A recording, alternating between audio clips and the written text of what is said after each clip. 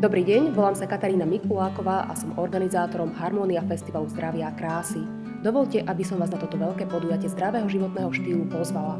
Organizujeme ho na rôznych miestach Slovenska, v Poprade, v Košiciach, v Banskej Bystrici i Žiline.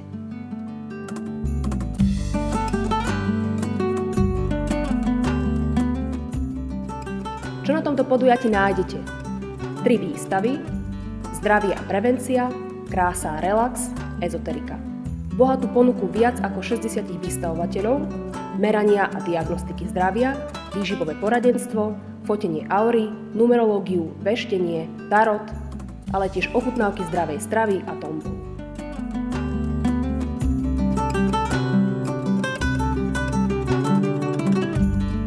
Nebudú chýbať ani zážitkové prednášky na témy zdravia, krásy, osobnostného rozvoja či zdravého chudnutia.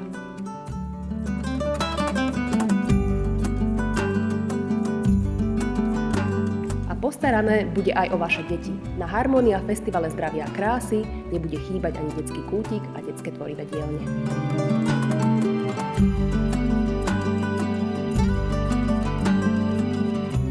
Na každej harmónii vždy zaujímaví hostia. Napríklad doktor Savčenko, Andy Pavlik-Týmková či Julia Rašlová, autorka kuchárskych a motivačných kníh.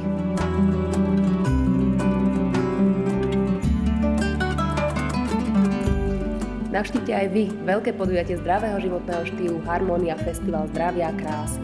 19. októbra 2013 v hoteli Centrum v Košiciach, 9. novembra v hoteli Satka v Poprade a 29. marca 2014 v hoteli Slovakia v Žiline.